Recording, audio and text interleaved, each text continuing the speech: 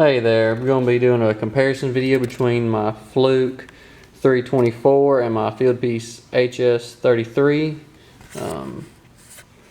First I bought the Fieldpiece back in July, might have been June of 2017, and I just recently bought the Fluke about a week ago, and this is November. I'd used Fieldpiece in school when I was in HVAC school. Our teachers, that's what he had, and that's what he was showing us how to use. And I've always been a Fluke man. That's what my dad has had here at the house. I mean, even basic Fluke meters. That's what we've used at the house. And I needed a meter to keep in my TP4 because before I had just this bag clipped on the side like that, and just wanted to keep a meter in my bag. Now, I'm not going to knock Fluke or Fieldpiece. They're both great brands, but they both have their advantages and disadvantages.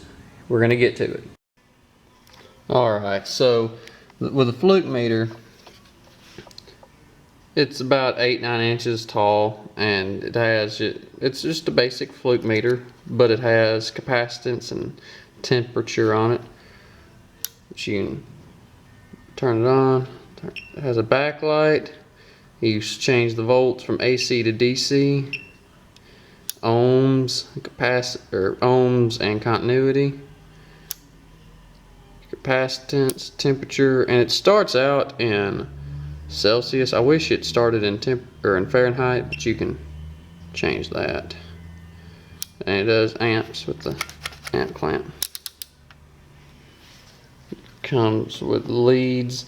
And I know you can buy other leads for them, and and the protective covering on these, I wish were just a little different. They don't leave enough poking out, but you can take them off and you got enough. And these leads that they have are 4.5 feet long. That's long. And it comes with a temperature probe. With the Fieldpiece, well, just standing them right next to each other, you can tell just a little bit they're a little bit bigger. One's a little bit bigger, but when you put the amp clamp on top, it's a monster. But that's no big deal. That's no big deal. It doesn't have a backup light, but the newer model, I believe it's the HS-33, has a backlight, and I don't really know what else it has, but looking on here, it has a dial. You can put it on 600 volts AC, set it to 200 for a little bit more a little closer reading if you're doing 24 volt on the thermostat. Has the amp clamp. It does in ohms, it does temperature, and I'm not quite sure how you set it to Celsius. Haven't quite figured that out yet. It does microfarads, and this whole section here is DC, which I don't really use. And it has continuity. And on the top it has 3 buttons: a hold, a min and max, and a non-contact with a little sensor right there. And all you do is, on the back, has a magnet and a place to keep your leads at. I do like the magnet. The Fluke doesn't have a magnet on it, but I usually use the amp clamp to hold on a wire while I'm reading. But to talk about the attachments, first you got your leads, and you can see already that they've got a little bit more sticking out compared to the Fluke. Oop, there we go. Plus you can pull a tip off, and it gives you a little more. And something else is you can actually pull the lead out. It's hard to do one-handed.